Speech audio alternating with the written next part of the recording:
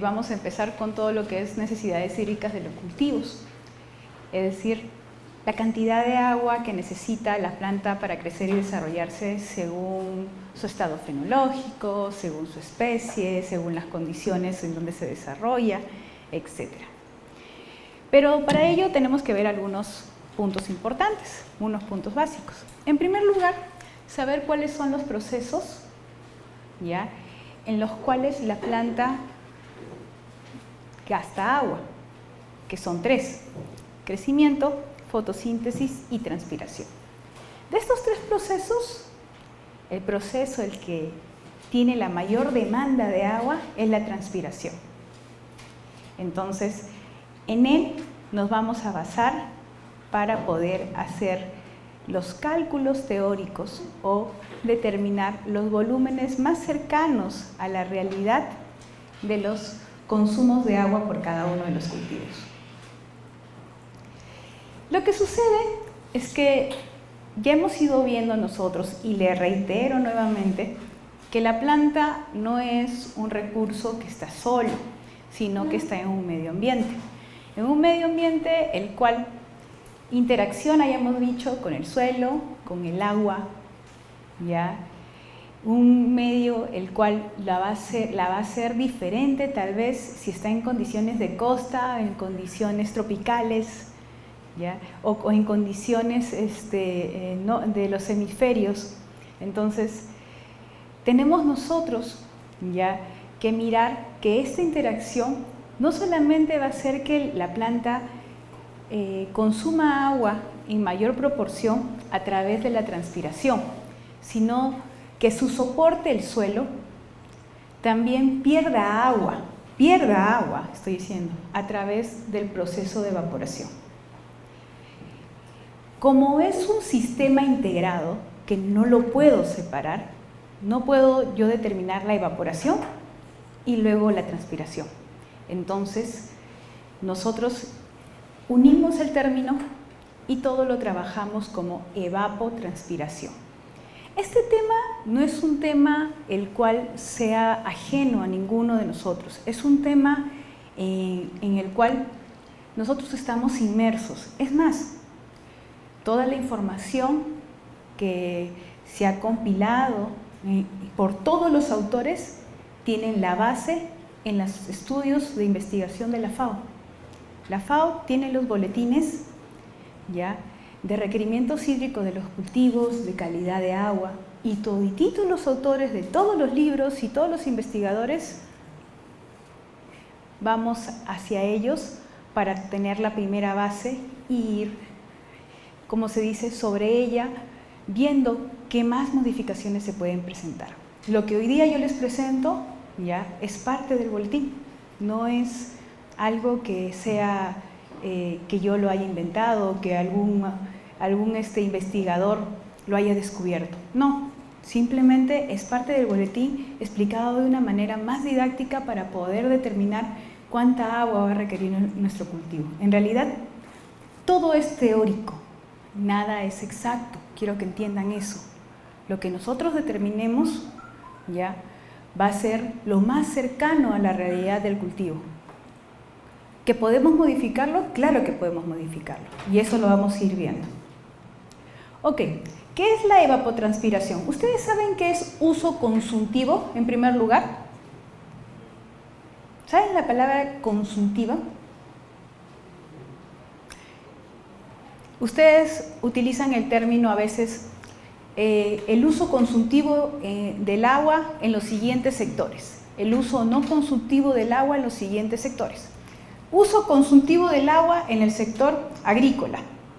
¿En cuál más? En el sector minero. Uso no consultivo del agua en el sector, pesquero, hidroeléctrico, de transporte. ¿Cuál es la diferencia del uso del agua entre esos sectores que les he puesto de ejemplo?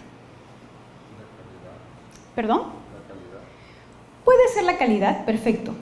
De ahí basámonos, nos vamos a basar de eso. Ese es buen punto. La calidad. Del sector agrícola y del sector minero, la calidad del agua final es malísima. ¿Estamos de acuerdo? Sí. ¿La puedo volver a usar? Solo con un proceso químico. Exacto, pero puedo darle ese valor o ese tratamiento, ¿no me generaría un gasto más o un incremento en mi producción? Exacto.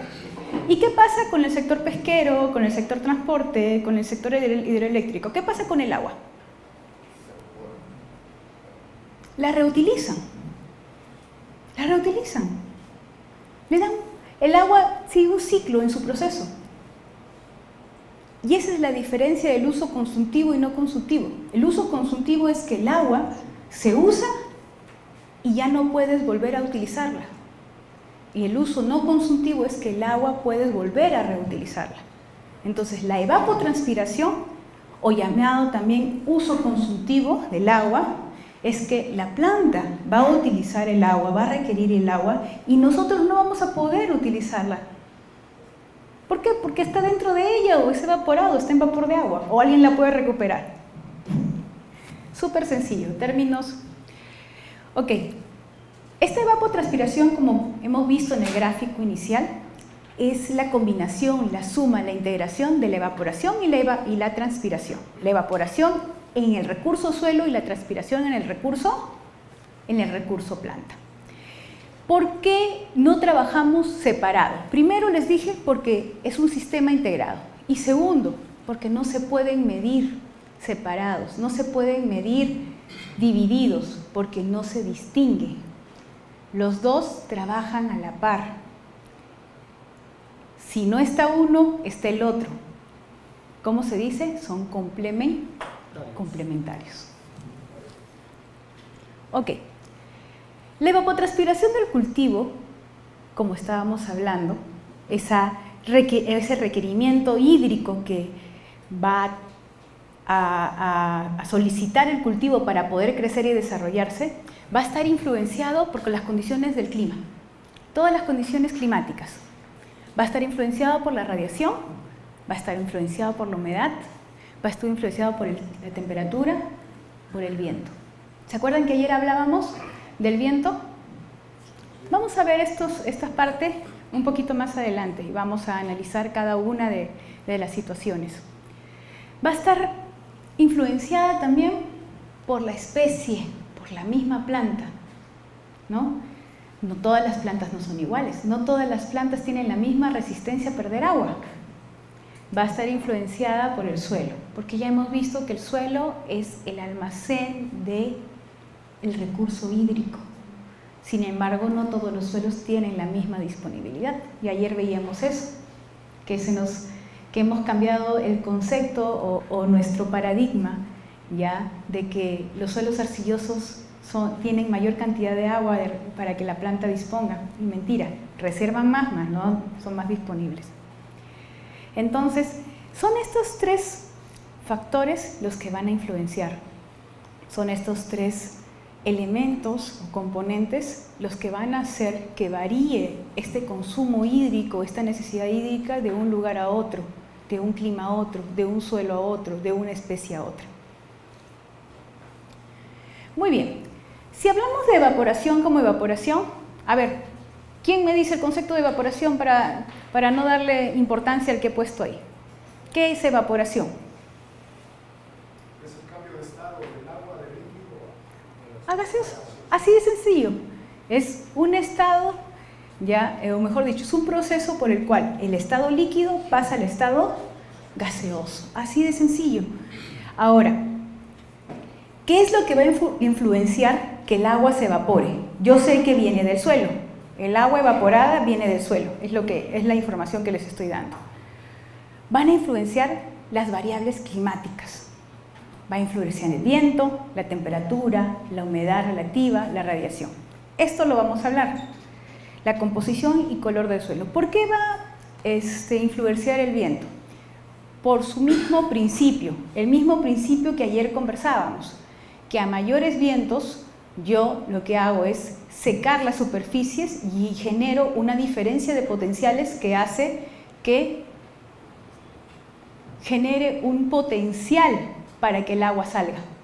Ya vamos hablando en términos técnicos, ya no hablemos ya que se seca aquí y la necesidad de humedecer otra vez sale el agua. Eso se llama variación de potenciales porque se genera un potencial para que el agua pueda salir. En cuanto a la temperatura, creo que eso no hay discusión. A mayor temperatura hay mayor actividad metabólica. ¿Ok?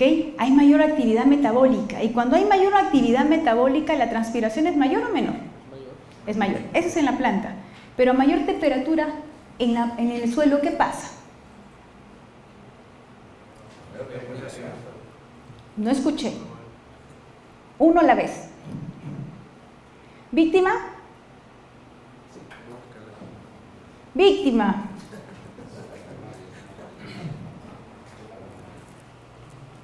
A mayor temperatura, ¿qué pasa en el suelo? Está buscando en el Google la respuesta. ¿Qué pasa cuando incremento la temperatura en el suelo? ¿La temperatura del suelo también incrementa? ¿Y todos los componentes que están en el suelo también incrementan su temperatura? Sí. ¿El agua incrementa su temperatura? Entonces, ¿qué va a pasar con el agua? Ya. Muy bien, comienza a evaporarse. Perfecto. Ya, y yo les voy a hacer recordar algo. Si comienza a evaporarse, ¿qué pasa con la superficie? ¿Está más seca o más húmeda? Más seca. ¿Y dónde hay más agua? Internamente. Perfecto, ya está. Listo. Les pregunto en forma de energía. ¿Dónde hay más energía? ¿En la superficie o internamente en el suelo? Internamente en el suelo. Ahora vamos por movimiento. ¿Cómo se mueve el agua?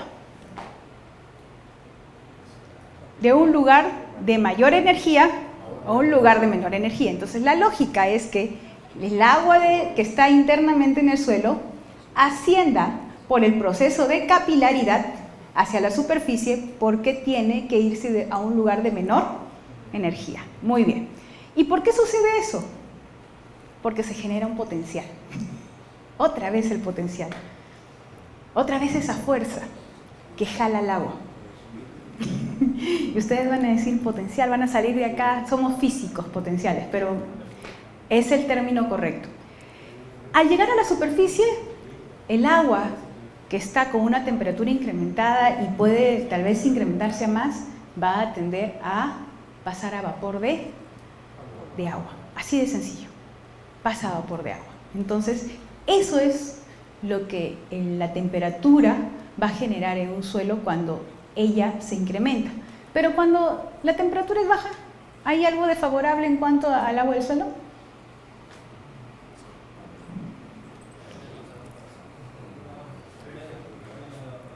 Menos evaporación, perfecto.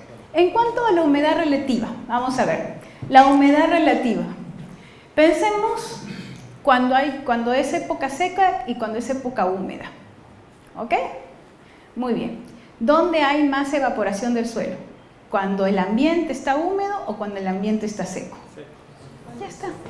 Esa es la influencia de la humedad, que la humedad no genera esa variación de potencial para que el agua seca salga, se pueda expulsar del suelo de una manera o que pueda cambiar a estado de vapor. Y lo mismo pasa, y lo opuesto pasa cuando estamos en época seca, ¿no? La época seca, el ambiente está, como se dice, con baja humedad, es decir, no tienes el vapor de agua suficiente, entonces otra vez creas variaciones de potenciales entre el suelo y el ambiente y hace que el agua pueda salir. En cuanto a lo que es radiación en el suelo, pensemos en el suelo y radiación. ¿Qué es la radiación? ¿O quién genera la radiación? El sol. Entonces, radiación, rayos del sol. Muy bien, entonces, nosotros sabemos que la radiación del sol trae energía. ¿Estamos de acuerdo? Muy bien, pero sabemos que toda esa energía no es acumulada, porque hay un proceso de reflexión, de reflexión, como usted quiere llamarlo, ¿ok? Entonces, yo les hago una pregunta. Cuando hay mayor radiación, ¿hay mayor evaporación o menor evaporación? Mayor, porque está ligado a lo que es temperatura, a lo que es energía. En cuanto a lo que es composición del suelo. Composición del suelo. A ver, ¿qué quiere decir composición del suelo? ¿Qué partículas tiene? ¿Ok? Si tiene arena, si tiene limos, si tiene arcillas, si tiene materia orgánica. Entonces, yo les hago la pregunta. Cuando tengo un suelo arenoso y cuando tengo un suelo arcilloso, ya, así simplemente, a las mismas condiciones, ¿quién evapora más y quién evapora menos? ¿Por qué la arena y por qué no la arcilla? Si no, son partículas, simplemente. Están los poros, macroporos. ¿Y qué tienen que ver los espacios con las arenas y con las arcillas?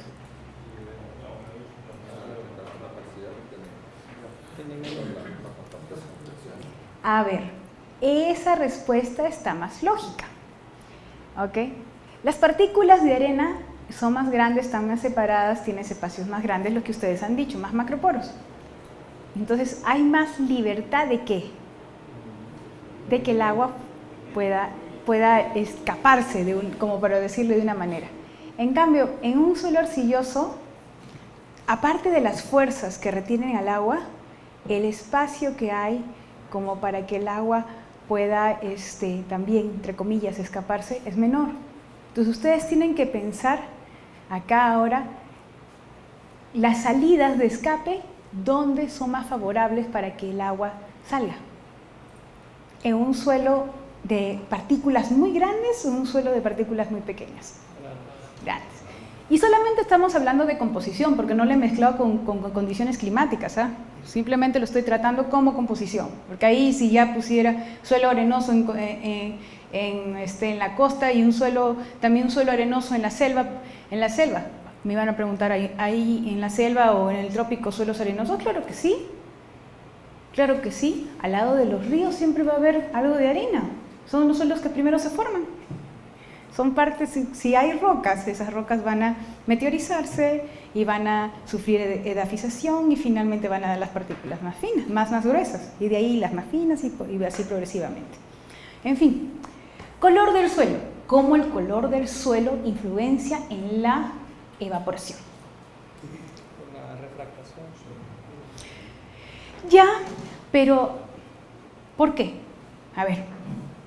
Los suelos más planos tienen más refractación. Ya, entonces no acumulo energía.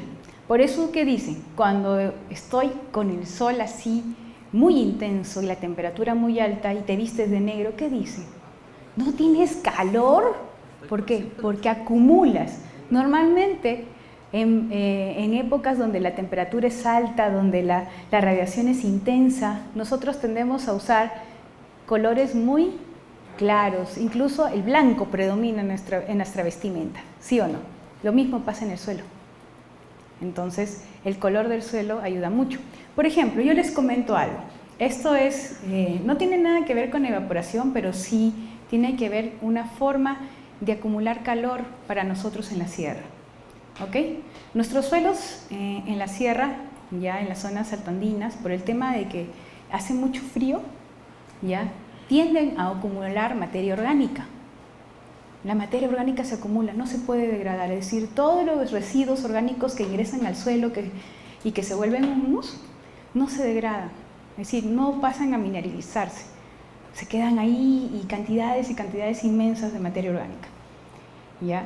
Pero a la larga ese es un beneficio, no nos ponemos a pensar que ese es un mecanismo de defensa del mismo ambiente, del mismo suelo, porque en las mañanas la radiación es intensa, no se imaginan qué fuerte es. Uno va a la sierra y regresa chaposo, así bien quemado, así. Aparte de la quemadura por el frío, tienes tus chapitas porque te has bronceado bien. ¿Ya? Y el tener materia orgánica es un mecanismo para mantener al suelo con mayor temperatura. Porque en las noches la temperatura baja tanto, ¿ya?, que incluso hasta el agua se convierte en hielo, lo que nosotros llamamos heladas. Y si no tenemos un poder de amortiguamiento, perdemos todo el cultivo. Es muy común este tema de las heladas en mi país, que son por julio, agosto. y en papa es fuertísimo, las heladas, es una escarcha encima de la planta.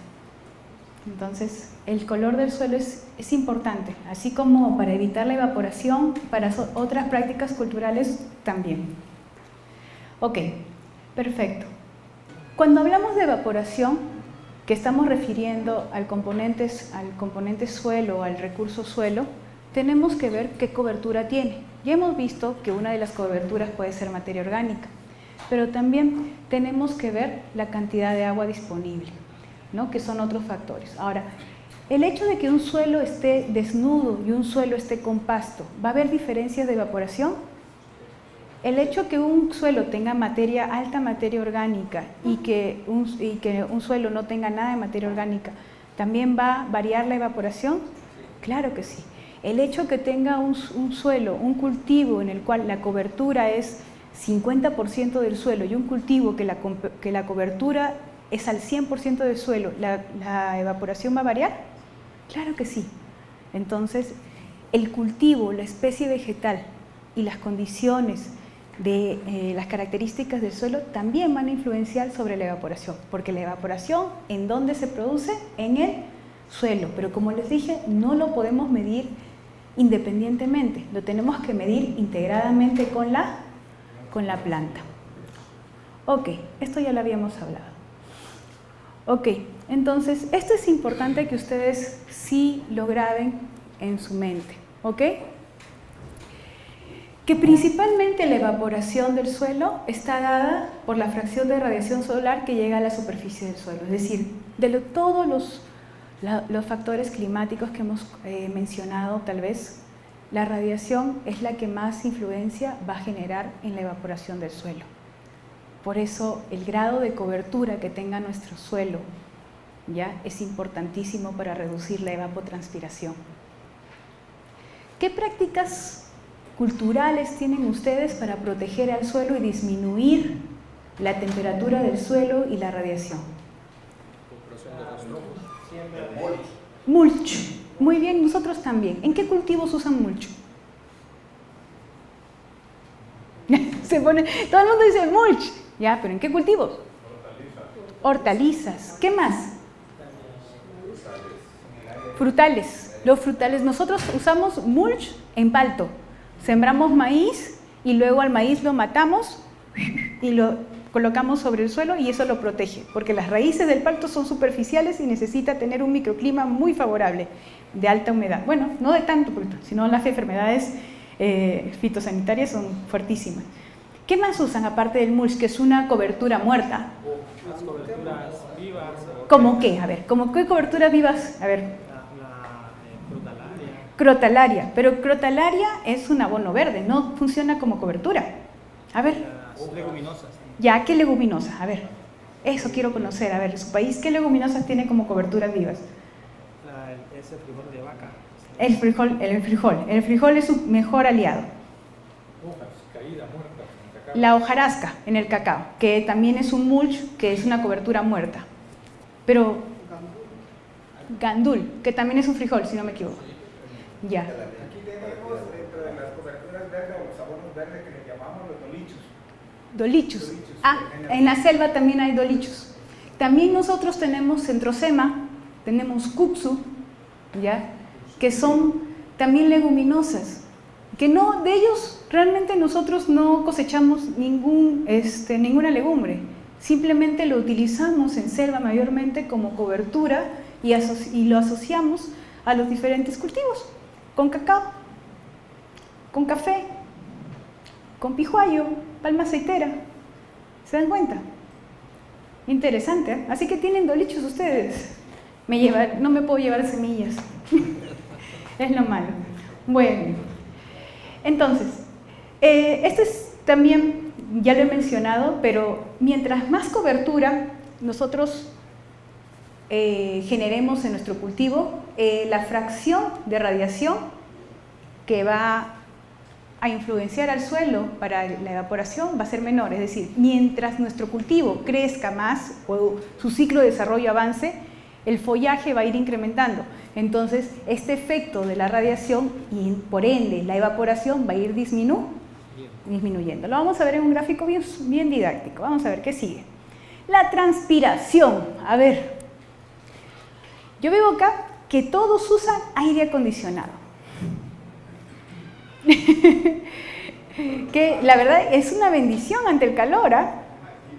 Es una bendición ante el calor. Pero, a ver, yo les preguntaría, ¿qué pasaría si no usaran aire acondicionado? Entonces, llevarían en su mochila doble camisa, doble polo, doble blusa las mujeres, ¿ya? Y los hombres andarían con su pañuelito todo el día así. ¿Sí o no? Correcto. Es lo más común. Entonces, ¿qué es la transpiración? A ver, cuéntenme un poco ustedes. No lean lo que está ahí, ¿ah? ¿Qué es la transpiración? A ver, ya, aunque sea, lean y denme una idea que se parezca a esa ya. Pero no igualita. La transpiración. Puede ser la transpiración, el gasto de energía que hace la planta, en este caso, como una forma de regular su temperatura con el medio ambiente. Efectivamente. Exacto. ¿Esto lo dice ahí? No lo dice, ¿no? Ah, qué bueno. Pero efectivamente, la transpiración, si bien es eso, es un proceso, ¿ya? Dentro del metabolismo de la planta, es un proceso para regular la temperatura de la planta. Ya hemos visto nosotros en suelo que cuando no hay agua, hay menor energía.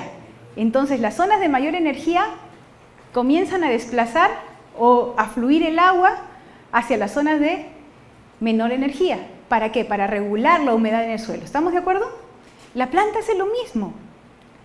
Cuando hay diferencias de potenciales diferentes, ya, ella va a comenzar a buscar el equilibrio. Entonces, la raíz va a comenzar a generar, ¿cómo se llama la fuerza que ejerce la raíz sobre el suelo? Tensión.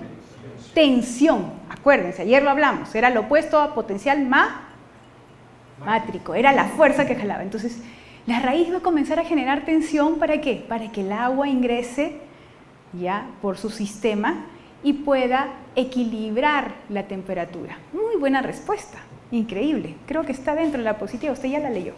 Muy bien. La pregunta es, ¿dónde surge o dónde se da el proceso de transpiración?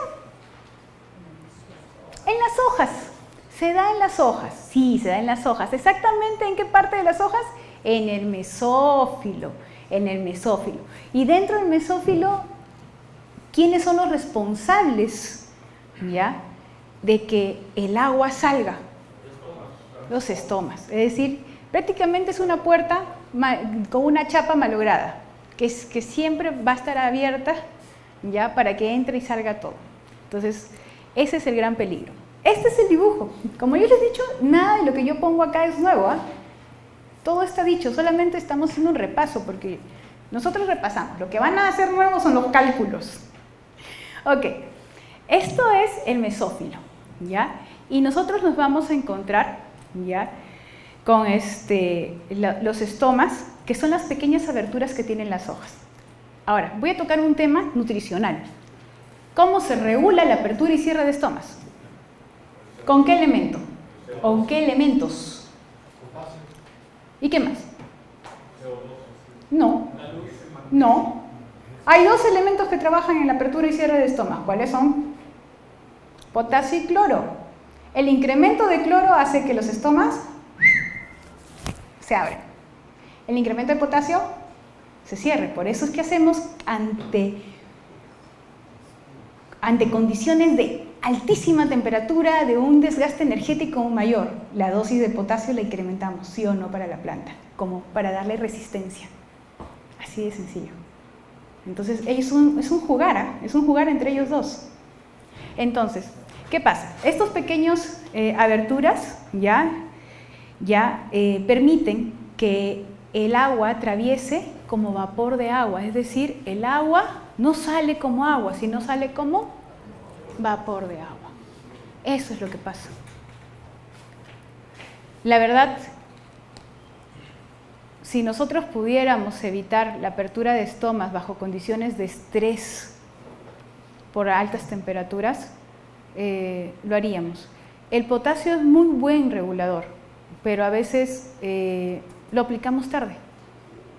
Lo importante es tener una planta vigorosa y cuando sabemos que va a llegar a esa época o a una etapa fenológica muy susceptible a la pérdida de agua, ya debe estar listo. Lo que normalmente nosotros hacemos es, tenemos el problema, solucionémoslo. Una respuesta.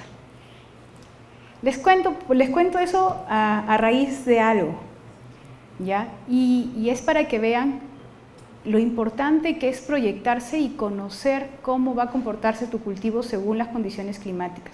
Yo les dije que nosotros a la uva la sacábamos en contraestación, ¿correcto? ¿Okay? No nace en primavera, no, la sacamos en invierno. Y al espárrago lo sacamos todo el año. Todo el año. Nosotros tenemos cosechando espárrago en verano, lo que significa en la costa, con la estación de verano. No es que nosotros sí tenemos verano, primavera, bueno, ya la primavera y el otoño casi no se sienten ya porque el cambio climático también creo que ha afectado a Lima. Bueno, en Lima no sé, no es muy marcado. Pero el tema está en que cuando nosotros vamos a cosechar el espárrago en los meses de enero, febrero o marzo, nosotros preparamos o formulamos ya la dosificación de nutrientes con una dosis más alta de potasio. Ese campo va con una dosis más alta de potasio. Pero por ahí algunos de ustedes van a decir, pero tú no trabajas en base a lo que tu cultivo va a necesitar, correcto. Le damos la nutrición que ellos requieren por fertirriego, pero le damos un plus de potasio para prepararla, porque sabemos que ese turión que tiene que salir en verano, en pleno sol, altas temperaturas, alta radiación, tiene que salir cerrado y no tiene que salir, como lo diríamos, nosotros utilizamos el término que se ha chupado, se ha consumido, ¿ya? No debe salir así, tiene que salir turgente. Y para que no pierda agua, esa dosis plus de potasio ayuda al mecanismo de cierre de estomas. Entonces, algo más que considerar, el manejo del cultivo, que lo que ayer habíamos hablado. Nosotros tenemos que ver ya que la planta ya va a generar diferentes mecanismos para poder obtener el agua, ¿ok? Ante el estrés o ante la pérdida de agua a través de sus hojas. ¿Ya? Va a generar mecanismos, por ejemplo, como cierre de estomas. Va a generar mecanismos tal vez de un cambio en la morfología de sus raíces. ¿Alguno me puede decir algún caso de una modificación en las raíces para poder absorber más agua o poder sobrevivir a condiciones de contenidos de humedades bajos? Bueno, yo les cuento algo. Tuve la oportunidad en mi primer trabajo de ver flores de exportación y eran flores israelíes de la especie llamada proteas. Nunca en mi vida las había visto. Son flores del desierto. Ni siquiera son flores del desierto, es follaje del desierto. Y el follaje cambia de coloración, en la punta cambia de coloración a rojo y parece una rosa, pero todos son hojas. En mi afán de aprender, porque realmente habían 2 empresas nada más que tenían esas flores, ¿ya? Y hasta querían que lo propaguemos y todo, me destruí una, pues, de todas las que había me destruí. Si ya se estaban muriendo, porque me dieron un campo casi muriendo, me destruí una. Y comencé a ver las raíces. Y las raíces que encontré tenían una modificación bien curiosa, en la cual tenía como especie de triangulitos salidos, ¿ya? Como si tú tuvieras erupciones en tu piel, ¿ya? Y buscando en la literatura encontré que esa modificación radicular se llama clusters. Clusters. Se escribe cluster, ¿ya? Entonces yo decía, ¿qué significa esta modificación? Cuando leí, hablaba que era una modificación que tenían las plantas halófitas o las plantas de desierto, ¿ya? Para poder, como mecanismo para poder absorber más agua. ¿Se dan cuenta? Entonces, también tenemos que tomar en cuenta si el cultivo va a generar un mecanismo especial. Todas las plantas que crecen en el trópico o en condiciones de selva de la Amazonía están adaptadas a esas condiciones. Lo único que nosotros estamos haciendo es un monocultivo de ellos. Y eso es por eso se nos presenta el problema. El cacao y el café son plantas espontáneas en los bosques. Crecen, bueno, tenemos los francos, ¿no? Crecen y crecen. Lo único que nosotros hacemos es agruparlas a todas en un mismo lugar y hacerlas a todas uniformes y homogéneas para poder tener una producción estable. Y eso es el problema que se nos genera a nosotros. Entonces, primera recomendación. No les voy a decir váyanse al monte y vean cómo crece un cacao silvestre, ¿no? O un café silvestre, pero siempre observen cómo es su medio natural. Siempre observen cómo es su medio natural y cómo lo pueden adaptar a las condiciones que ustedes tienen. Entonces, la transpiración de la planta sabemos que ocurre dentro de la hoja. Eso para nosotros está claro, ¿ya? Por donde sale son los estomas. Y también sabemos que esa transpiración es la que mayor demanda de agua tiene en todos los procesos de nuestro cultivo. Este es el cuadro en el cual yo les decía que les iba a presentar de una manera muy didáctica el comportamiento de la evaporación y la transpiración. Esta es la partición de la evapotranspiración. ¿Qué quiere decir? Que esto es la evapotranspiración de 0 hacia 100, ¿ok? Esta es la evapotranspiración de 0 hasta 100. Esta línea es la línea del comportamiento de la evaporación, ¿ok? Y esta línea es la línea del comportamiento del crecimiento del follaje o el área foliar, lo que llamamos área foliar. ¿Cuánto follaje está cubriendo? ¿Ya? Y a la vez esta línea, que es la línea de tendencia de comportamiento de la evaporación, viene a ser la línea que me va a marcar el complemento de transpiración que le da a la evaporación del suelo. ¿Está bien? Qué pena que esto no sea pizarra. Si fuera pizarra, agarro una línea y les trazo y les explico mejor.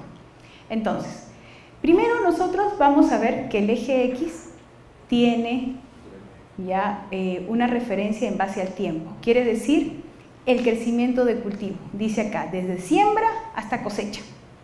Si nosotros miramos el índice de área foliar, vemos que nosotros a la siembra tenemos poquito índice de área foliar y va incrementando y va incrementando y va incrementando hasta llegar a un máximo, hasta llegar a su plenitud. Y de ahí comienza a caer porque comienza el proceso de senescencia. Ahora, no es que la planta pierda follaje, sino es que comienza a morirse y a ocupar menos espacio. Comienza a caerse las hojas, así como las leguminosas. A mí me encantan las leguminosas cuando se siembran porque cierran al 100% el campo. Pero ya cuando comienza la cosecha, así ya o vamos en el tercera paña, ya tú ya ves las hojas caídas y ya incluso ya hay espacio para que puedas caminar a cosechar, ¿no? Entonces eso se llama Senectuc. Igual en el maíz, ¿no? Si vemos el maíz va creciendo y comienza hasta llegar a su plenitud. Entonces lo dejamos en campo para que seque la mazorca y las hojas comienzan a secarse y se ven cada vez más flaquitos. Entonces, así va evolucionando el índice de área foliar de los cultivos. Entonces, cuando yo inicio mi etapa de cultivo, cuando comienzo en siembra, como no hay follaje, el 100% de la pérdida de agua se da por evaporación, porque todo el suelo está expuesto, algo así como la foto de ayer de plátano, ¿se acuerdan? ¿Se acuerdan cuánto espacio libre había en el plátano? Algo así. Conforme este follaje va creciendo, ya la cantidad de evaporación en el suelo va disminuyendo, pero como complemento, ¿quién incrementa? La transpiración. Comienza a incrementarse la transpiración. ¿Por qué comienza a incrementarse la transpiración? porque tengo más follaje, porque mi planta comienza a tener un mayor metabolismo porque necesita crecer y desarrollarse. Entonces es más dinámico, más activa.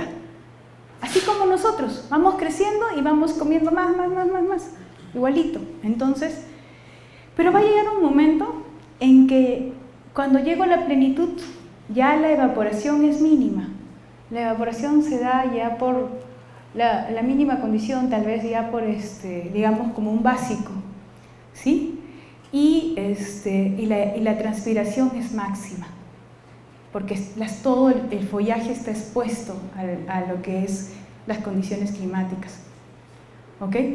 Comienza la Senectuc y como ya comienza a mostrar un poco más de suelo, la evaporación incrementa un poco y la transpiración se reduce un poco, pero no llegamos a cero, no llegamos a plantas muertas, a menos que lo dejemos completamente seco en el campo. Entonces, este cuadro es súper didáctico, donde nos muestra que estas dos actividades, que es la evaporación, o mejor, procesos, la evaporación y la transpiración, son complementarias y van a funcionar o van a trabajar o van a ser, mejor dicho, integrantes, ¿ya?, en función al crecimiento del cultivo.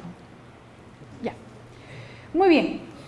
Yo sé que ustedes, su área de referencia es la manzana, que me dijeron que es 0.7 hectáreas, es decir, no llega a una hectárea.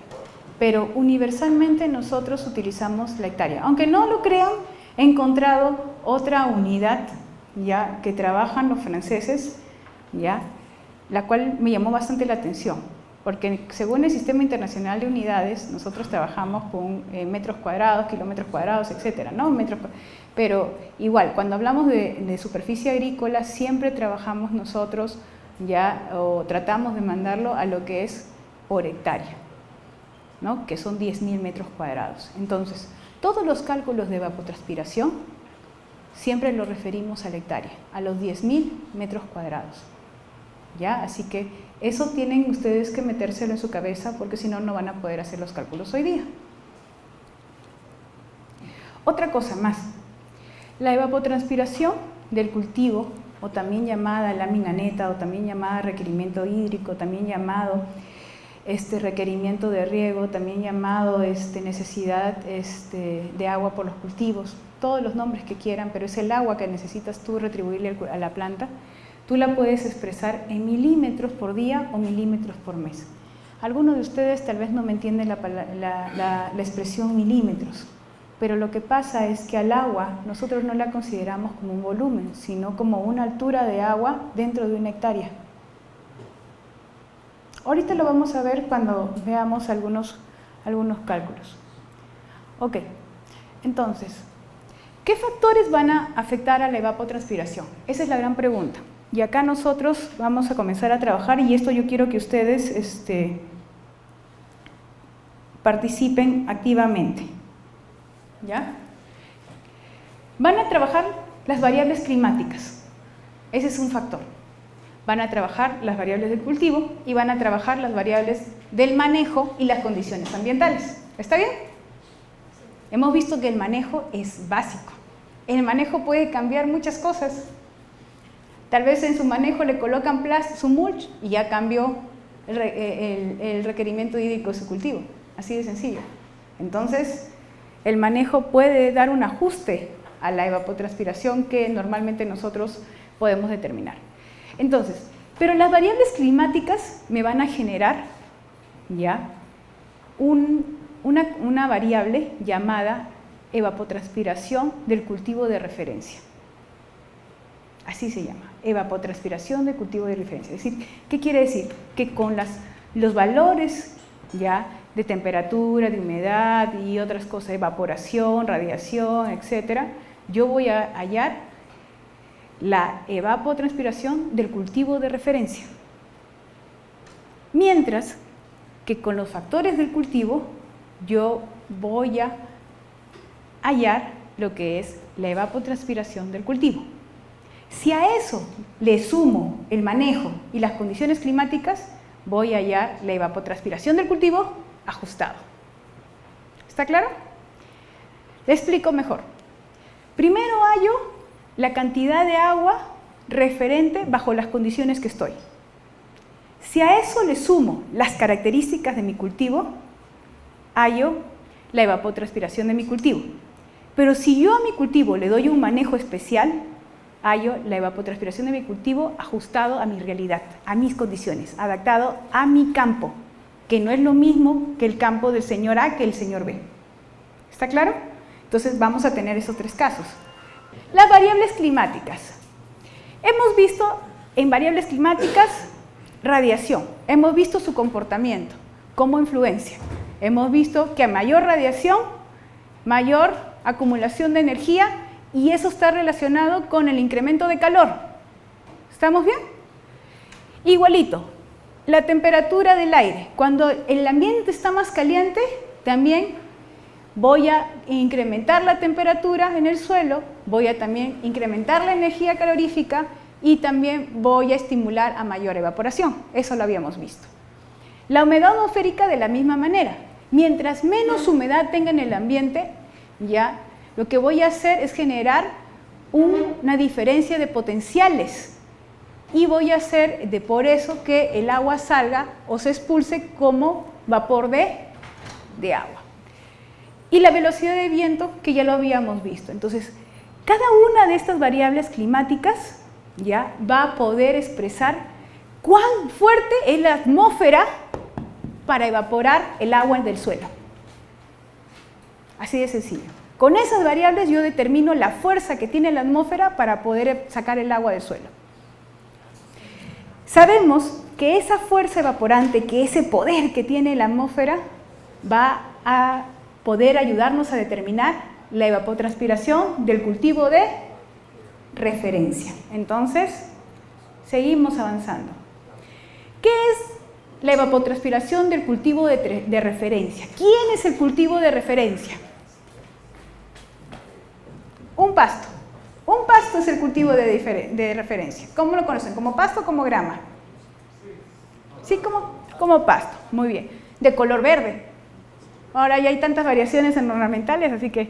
Ahora, pero también le dan una altura determinada. Dice que de 8 a 15 centímetros. No estamos hablando de esos pastos que uno pasa y son de tamaño tuyo. No, sino de 8 a 15 centímetros. El otro punto es que está en actividad, crecimiento activo. No es un pasto ahí que espera la lluvia, luego se seca, no. Está en crecimiento activo. ¿Ya? Y dice, importantísimo esto, que sombrea completamente la superficie del suelo. Es decir, cobertura del suelo al 100%. Y no sufre escasez de agua. Es la mejor definición de evapotranspiración del cultivo de referencia. Del año 75. Existen más autores, pero esa es la más usada.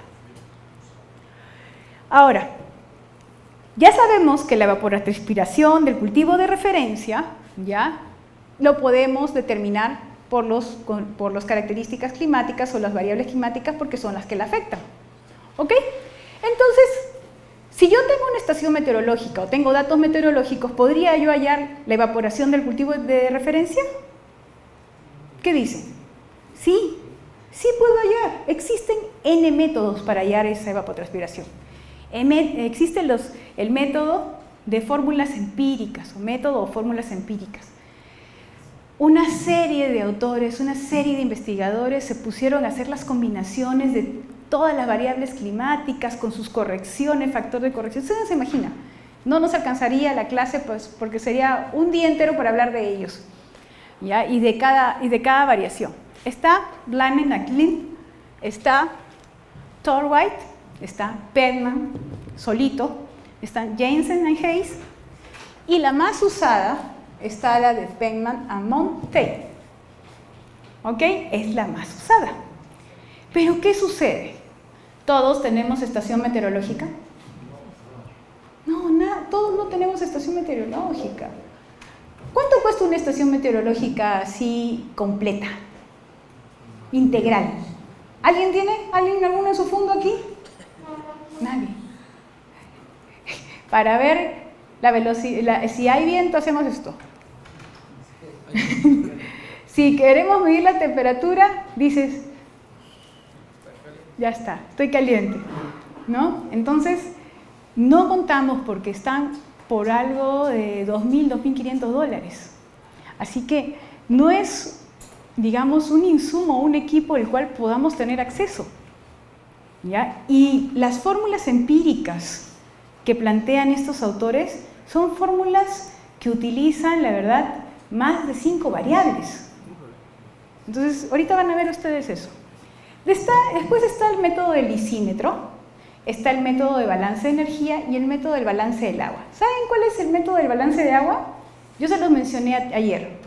¿Se acuerdan que les dije qué pasaba si caía 5 milímetros de lluvia hoy día y yo colectaba por escorrentía 2 milímetros? Y yo les pregunté, ¿cuánto entró al suelo? ¿Cuánto? 3. Ok, 3. Ese es un balance de agua, pero el balance de agua que se hace es a nivel de planta. ¿Ok? Por ejemplo, si yo mido que cayó 5 milímetros al suelo, es por escorrentía se fueron 2. Al suelo entraron 3, pero cuando yo mido el suelo, solo me doy cuenta que en el suelo hay 1. ¿Cuánto consumió la planta? 2. Ahí está. Balance de agua. Haces un balance de todas tus entradas y todas tus salidas. Por eso es un sistema. Y tal vez el método que para mí, o en mi experiencia, yo tengo que hablarlo así, en mi experiencia ha sido el más práctico y el que podemos tener acceso muchos, es el método del tanque vaporímetro tipo A. Es un tanque redondito que lo colocas en una zona con pastito o sin pastito, de acuerdo como tú quieras. Ahí hay 2 modalidades, ¿ya? Y vas midiendo día a día cuánta agua se consume. Obviamente que tienes que ponerle rejita porque puede venir pajarito y tienes sed y tomas agüita, ¿no? Entonces, todo en esta vida pasa. Tiene que ser de color blanco para que el material no influencie mucho, porque hay corrección por material, así que no se preocupen por eso.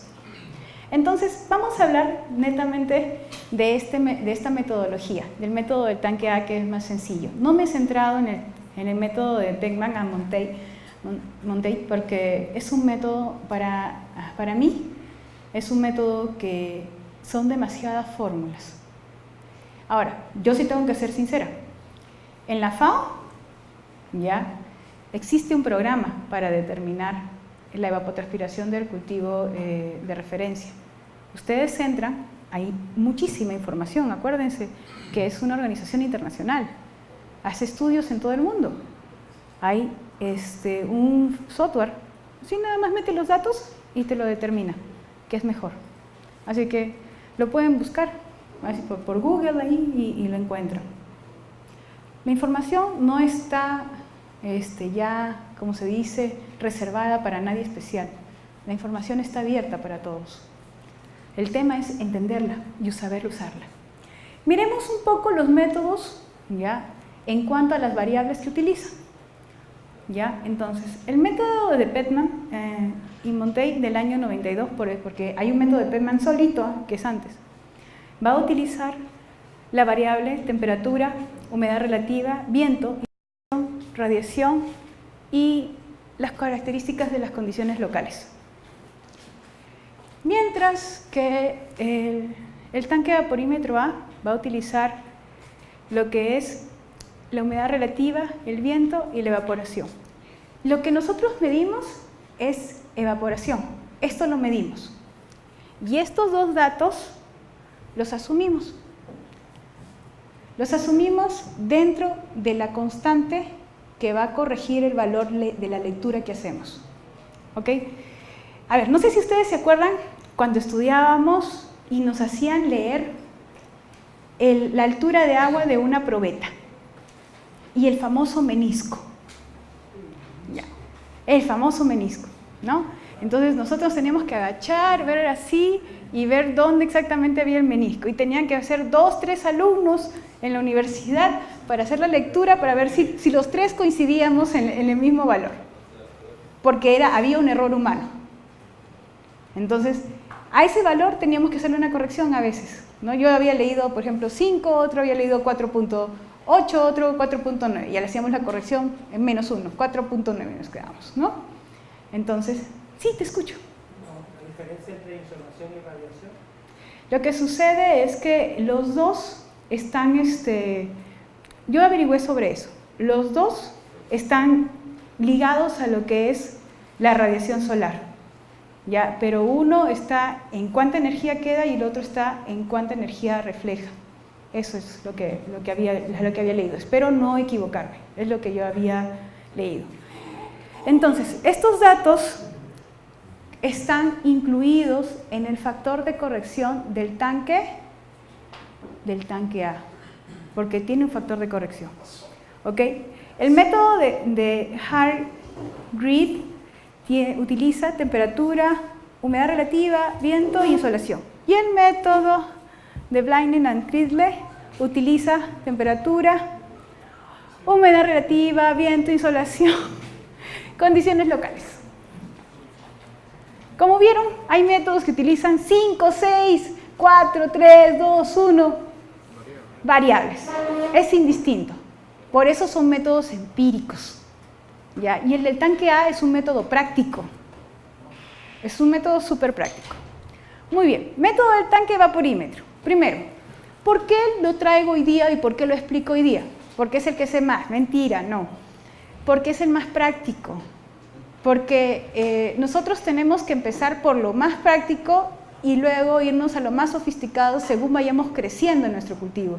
Yo no les voy a pedir a todos ustedes hoy día que me compren una estación meteorológica tipo David Vantage, +2 todavía quiero, la última modelo. Y me van a dar todos los datos que Penman y Monté me pide. Incluso me arroja la ETC de mi cultivo si le pongo el casé. Pero yo tengo que hacer práctica. Yo tengo que ver, Ruby, ¿qué te sirvió más en toda esta vida que dentro del campo? El tanque. Mi tanque fue lo que me sirvió más. ¿Por qué? ¿Por qué, muchachos? ¿Por qué me sirvió más? Porque yo misma lo puedo construir. Ustedes lo mandan a hacer con un material no oxidable, lo hacen de estas dimensiones, la altura 25 centímetros, acá nunca lleguen a llenar todo el agua, lo pintan de blanco, le ponen su rejilla, ¿ya? Y las lecturas, como dice aquí, y eso es dato mío, experiencia propia, tomarlo en la mañana, entre las 8 y las 10 de la mañana. Dentro de mi experiencia en campo, lo que le estoy diciendo, mi experiencia, de las lecturas que tomábamos, ¿ya? La lectura de entre las 8 y las 10 de la mañana era más estable. Y cuando comparamos las evapotranspiraciones diarias de 3 a 4 años seguidos, ¿ya? Notamos, no los mismos valores, ¿sabes? Porque sería, sino notamos tendencias similares en el comportamiento. Con un día más o una semana más se adelantaba. Por ejemplo, teníamos, 2006, el 2007 fue que, ya, vamos así, 2004, 5 y 6 tenían la misma tendencia y 2007 tenía la misma tendencia pero movido como 2 semanas. ¿Por qué? Porque se había alargado el tiempo de calor, pero estaba movido, es decir, la misma tendencia de los datos. Me van a decir, Ruby, ¿qué hacías tú analizando datos? Tengo que ver, pues, porque tengo que programar mi riego y mi fertilización. A mí me tocaba eso, ¿no? Algo tenía que hacer.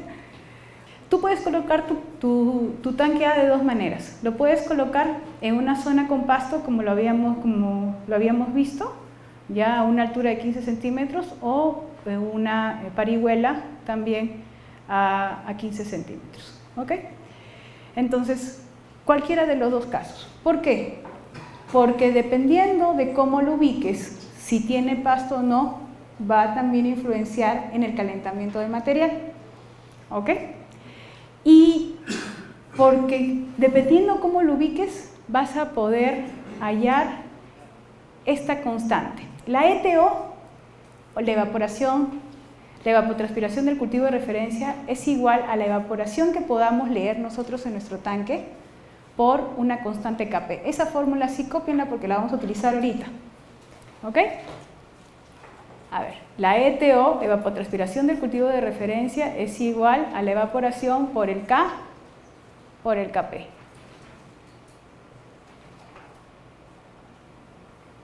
¿Sí? ¿Lo copiaron? Ok. Este Kp, yo les he dicho que es el valor de corrección. El valor de corrección que incluye la humedad, que incluye el viento, que son variables las cuales no podemos medir en el tanque. ¿Está bien? Entonces, acá ustedes lo tienen. Acá tienen la humedad relativa como eje X y la velocidad de viento como eje Y. Entonces, dependiendo si tú tienes estos rangos, primero, dependiendo si tú tienes el caso A de posicionamiento del tanque A, utilizas estos valores. Si tienes el caso B, utilizas estos valores. Si tienes esta humedad relativa menor a 40, utilizas estos valores. Si tienes la humedad relativa entre 40 y 70, utilizas estos valores. Si tienes la humedad relativa mayor a 70, utilizas estos valores. ¿Qué van a notar? A mayor humedad, la constante es mayor. ¿Qué quiere decir? Que tu lectura es más cercana al 100%, a la realidad. Porque si tú tienes una humedad mayor, ¿qué quiere decir? Que no ha habido influencia ya de la humedad para que el agua se evapore. ¿Estamos claros? Para que el espejo de agua pase el agua del estado líquido al estado gaseoso. Por eso es que van a notar acá. ¿Ves? Menor humedad relativa, mayor humedad relativa. 0.55, 0.65, 0.75. Entonces, voy a tener mayor valor de corrección, es decir, que estoy más cercano al 100% al valor real. Y en cuanto a la velocidad, van a ver que cuando la velocidad del viento, que eso la verdad tampoco lo podemos medir así fácilmente, si no necesitaríamos nosotros un equipo especial. Creo que la experiencia de ustedes puede decir, este viento es fuerte, este viento es suave, ¿no? Ya tenemos aquellos que son menores que 2 y aquellos que son menores a 6. Entonces, mientras más baja sea la velocidad de viento,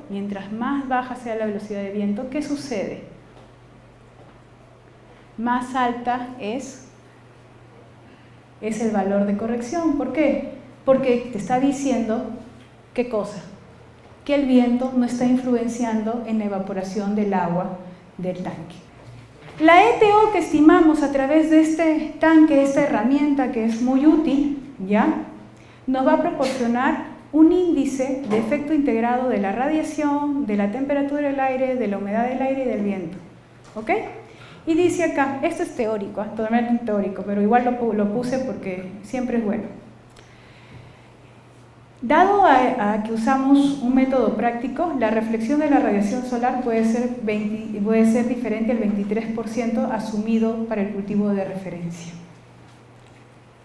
Es que nuestro método práctico no es un método objetivo, digamos así, tampoco es subjetivo, sino que digamos que no es algo exacto. Hay muchos factores que lo están influenciando. Está en el aire, está en el campo, está en el medio ambiente. No está sola, no está protegida ni bajo condiciones estándares. ¿Ok? Muy bien, muchachos. El siguiente punto es lo que se concatena a evapotranspiración del cultivo de referencia, que es la evapotranspiración del cultivo. Pero para eso, para determinar cuál es la evapotranspiración del cultivo, el famoso ETC para nosotros, muy común en nuestros cálculos, tenemos que ver todos los factores de cultivo que están influenciando, porque sabemos que los factores climáticos dan la ETO, sumado a los factores del cultivo dan la ETC, sumado a los factores de manejo y climáticos te dan la ETC ajustada, para hacer un recordaris de lo que habíamos viviendo. Los tres factores del cultivo que van a influenciar en la evapotranspiración es el tipo de cultivo, ¿ok? Díganme ustedes. Vamos leyendo esto que está en rojo. Resistencia a la transpiración. ¿Quién transpira más? ¿Una piña o una lechuga? Ya está. Tipo de cultivo.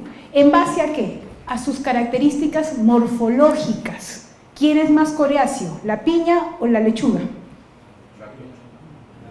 La piña. Entonces, al ser más coriáceo, tiene un mecanismo de perder, exacto, de perder agua. Entonces, eso es el factor tipo de cultivo. En cuanto a lo que es variedad, Por ejemplo, las condiciones salinas generan estrés a las plantas. ¿Y por qué generan estrés a las plantas? Porque te reduce la cantidad de agua. Y al reducirte la cantidad de agua, muchachos, ya lo que hace es que la planta no crezca, no desarrolle y no rinda. ¿Está bien?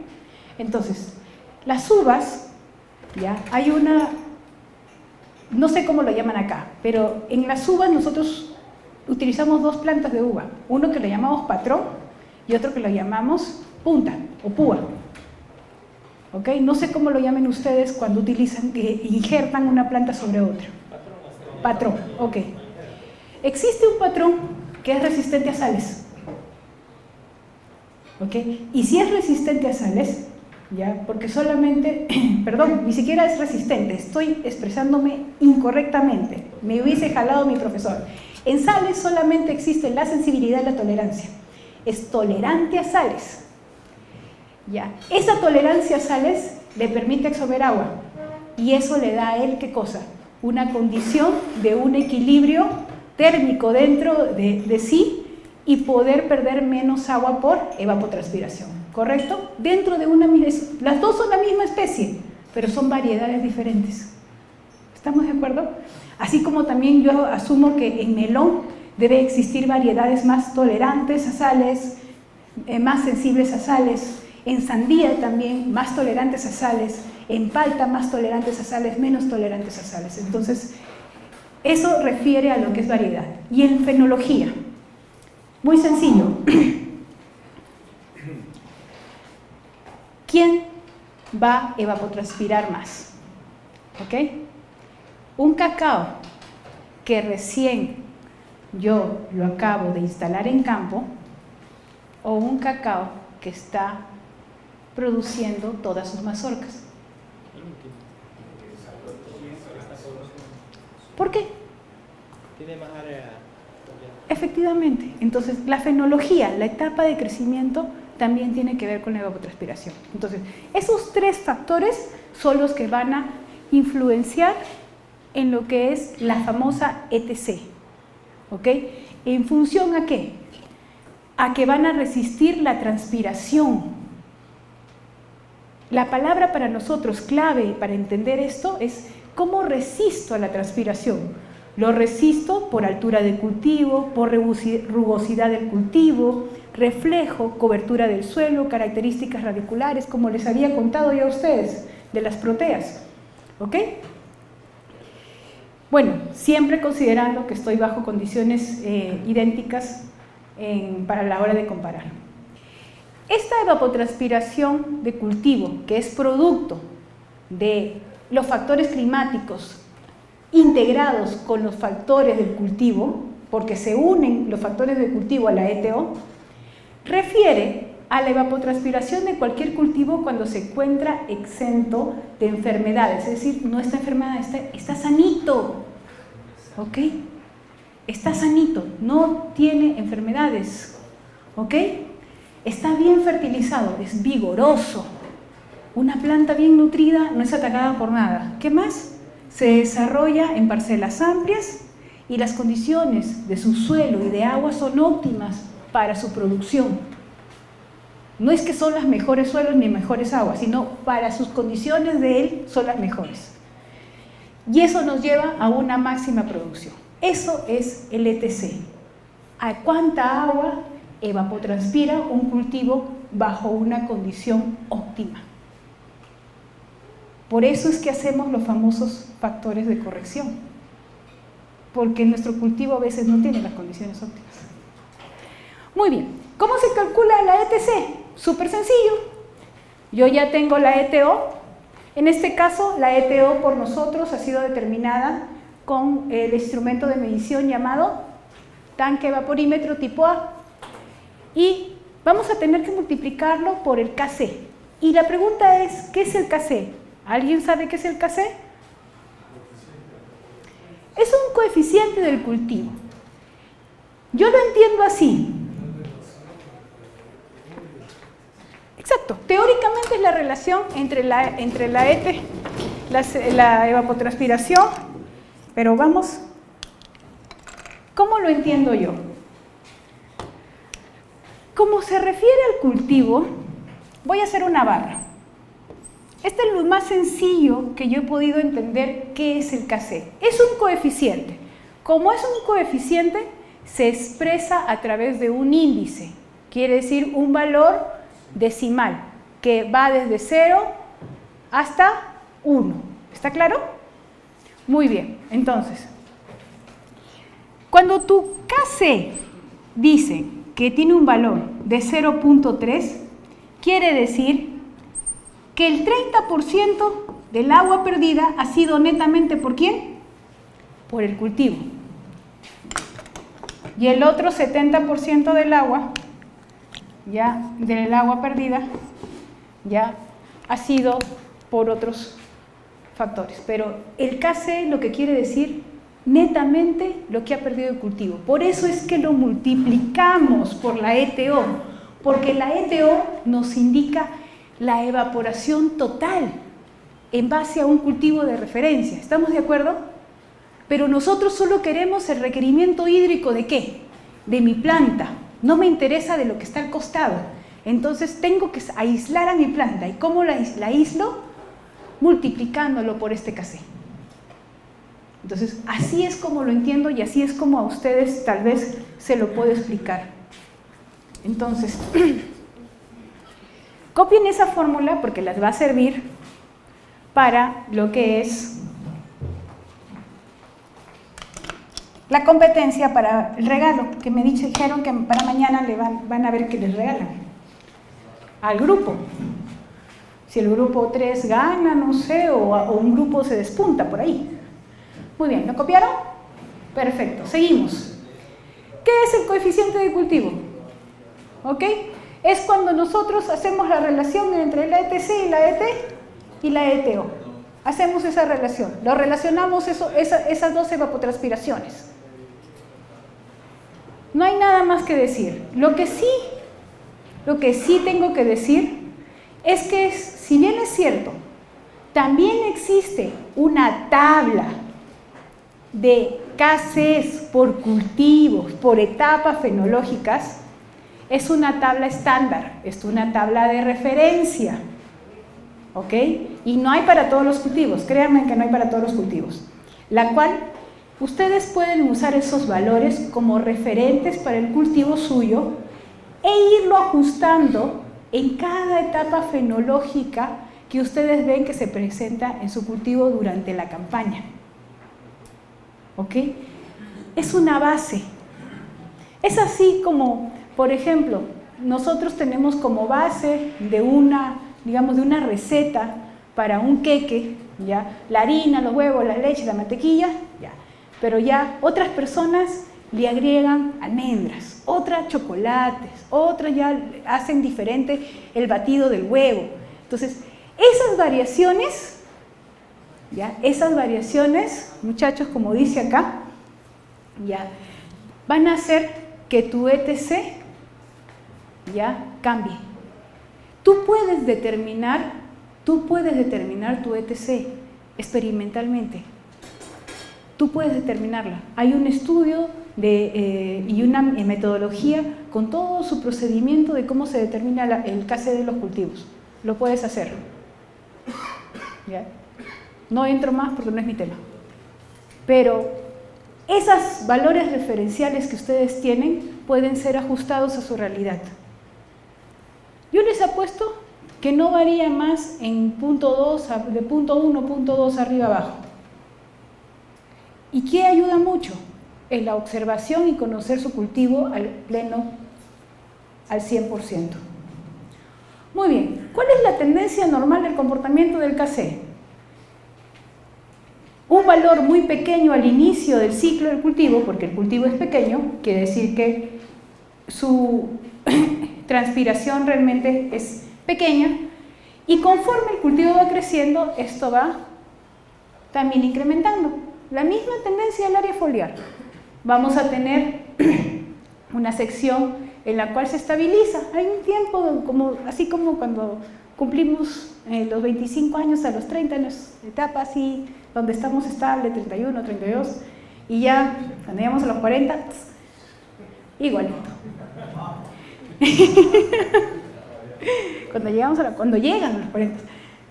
Entonces, esos valores de Kc, quiero que entiendan, que si bien es cierto, yo les he dicho que va desde 0 a 1, no significa que no pasen el 1.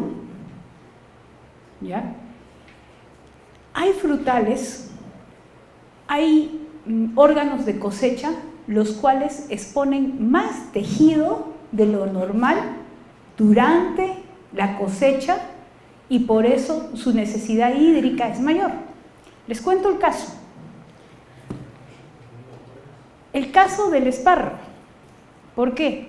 Normalmente, si ustedes revisan el libro de la FAO, que es un libro muy bonito, es un boletín muy interesante, ¿ya? Te dice que lo máximo es 1. Incluso los grandes estudiosos del espárrago de China, ¿ya? Y Japón te dice también es 1.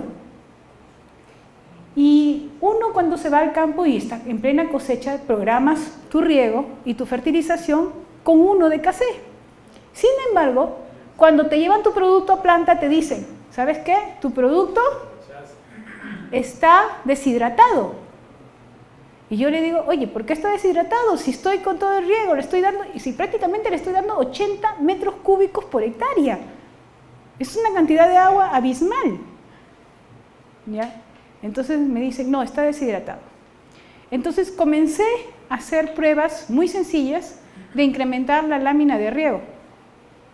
¿Ya? Porque comencé a evaluar conductividad eléctrica y la conductividad eléctrica no era. Porque incluso ese volumen de agua me estaba lavando las sales, porque tenía agua de buena calidad. Entonces, comencé a incrementar los volúmenes de agua, pero con un mayor fraccionamiento, ya porque era suelo arenoso. Y efectivamente, el porcentaje de exportable incrementó. Pensando a qué se debía, es que si ustedes vieran una foto de cómo se cosecha espárrago, que realmente lo pusieron en el video que vieron ayer, ustedes, o bueno, las personas que estuvieron el lunes, se les mostró el proyecto Olmos. Y el espárrago, cuando se cosecha, se deja pelado el suelo, así peladito, descubierto totalmente. Y lo único que sale son los tallitos. Entonces, son tallos tiernos de 95% de humedad. Así de sencillo. Donde todo el tejido es expuesto al medio ambiente. Por eso es que el Kc supera 1. Porque estoy exponiendo mayor tejido. No hay nada que lo proteja. Por eso es que jugamos un rol importantísimo manteniendo la humedad del suelo con ese cultivo. El otro factor, bueno, dentro del coeficiente de cultivo, este coeficiente de cultivo va a estar influenciado también por varios aspectos. Uno de ellos es el tipo de cultivo. De igual manera, como habíamos visto con piña y con hortalizas pequeñas, la piña iba a tener un Kc más pequeño y las hortalizas pequeñas iban a tener un Kc mayor. Y ya sabemos por qué. Porque su transpiración va a ser menor por la resistencia que tiene la morfología de sus órganos. ¿Está claro? Yo no sé si es cierto, pero de acuerdo a las estadísticas dicen que la gente de tez blanca tiende a ser más sensible al sol que la gente que somos más oscuritos. Yo soy bien oscurita porque me he quemado mucho. ¿Ok? Entonces, el tipo de cultivo va a ser que tu transpiración sea mayor o sea menor. Entonces, tu Kc va a ser mayor o menor en base a eso. Miren, el mismo concepto del factor tipo de cultivo para evapotranspiración. Clima. Muy bien. Esto ya lo saben, es reiterativo. Muy húmedo y calmo, es decir, sin viento. Muy húmedo, es decir, mucha humedad y sin viento. Acá, sin nada de humedad y con viento. A ver, vamos a ver el efecto. Cuando hay humedad y no hay viento, yo obligo a que el agua sea expulsada de la planta. salga de la planta como transpiración? No, ya está, buen punto. Y cuando está muy seco el ambiente y encima hay viento, ¿hago que la transpiración de la planta, el metabolismo de la planta se acelere? Sí. Entonces miren, en estas condiciones el Kc es más bajo y en las condiciones secas, ¿ya?, y más ventosas, el Kc es más alto. Acá no hay nada nuevo. Todo está relacionado, todo tiene el mismo principio. ¿Se han dado cuenta que venimos repitiendo lo mismo, pero para varios aspectos? Sí. Muy bien. Veamos en cuanto a lo que es cultivo. Vamos a coger caña de azúcar, que es el caso de ustedes. El promedio de Kc de caña de azúcar es 1.25 según los datos, ¿ya? Pero si ustedes lo llevan a una zona donde hay mayor precipitación y no hay viento, el Kc que van a considerar para su caña va a ser menor. Mientras que si lo llevan para una zona más seca y más ventosa, los Kc que van a determinar o ustedes asumir para hacer su requerimiento hídrico van a tener que ser mayores. Tenemos también que el otro factor que va a influenciar al Kc es la evaporación del suelo. Y eso también ustedes saben, ¿ok? ¿Dónde el Kc va a ser mayor? ¿Cuando tienen más área foliar o cuando tienen menos área foliar? ¿Cómo es? Exacto, cuando hay más área foliar, es decir, cuando cubro más al suelo, ¿qué pasó? Mi Kc va a ser mayor, pero mi evaporación va a ser menor. Entonces, cuando mi evaporación es menor, mi Kc es alto. Muy buena lógica para ustedes. El otro factor último que interviene en el coeficiente del cultivo, en este famoso Kc, son las etapas de crecimiento del cultivo, que eso para nosotros está claro. Las etapas donde son más pequeños, los Kc son más bajos, ¿sí? Y cuando son más grandes, los Kc son más altos. Y cuando llegas a la senectud, comienzan a decrecer. Pero hay un tema, acá tenemos que dividir según el tipo de cultivo. Las plantas anuales, el comportamiento de las plantas anuales y el comportamiento de las plantas perennes. Pero dentro de las plantas perennes tenemos que ver a los pastos, a los caducifolios y a los siempreverdes. Porque no, el hecho de ser perenne, que duren más de 15 años, 20 años en el campo, no significa que todos se comporten igual. En los anuales ya hemos visto ya el comportamiento del Kc con la figura que les presenté. Son chiquitos, menor Kc, va incrementando hasta llegar a su máximo y en la senectud va disminuyendo. ¿Qué pasa con los pastizales? Con los pastizales pasa algo similar a los anuales. En realidad, los pastos tienen un comportamiento anual, pero ¿qué sucede? Por lo mismo de que la semilla es la que rebrota, su crecimiento es constante y traslapa los crecimientos y parece que nunca hubiese iniciado la otra campaña. ¿Estamos de acuerdo? A menos que hagas un corte de esos pastos, pero naturalmente traslapa crecimientos. En los árboles caducifolios también los Kcs comienzan de valores pequeños y llegan a su máximo y comienzan a caer. ¿Por qué? Porque tienen una etapa de descanso. Muchas veces consideramos el Kc igual para todo lo siempreverde. Muchos lo ajustamos en época de presencia ya de fruta. Le damos un poco más de Kc para poder llenar la fruta. Pero esa es la modificación que hacemos. Pero en cuanto a follaje, casi no mucho. A menos que hagamos las podas de renovación, de limpieza, ¿no? Para que entre luz, esas cosas. ¿Ok? Y este es nuestro pasto de referencia que ya habíamos visto. Entonces, este es el factor etapas de crecimiento que influencia también al Kc. Entonces, miren todas las consideraciones para asumir un valor de Kc.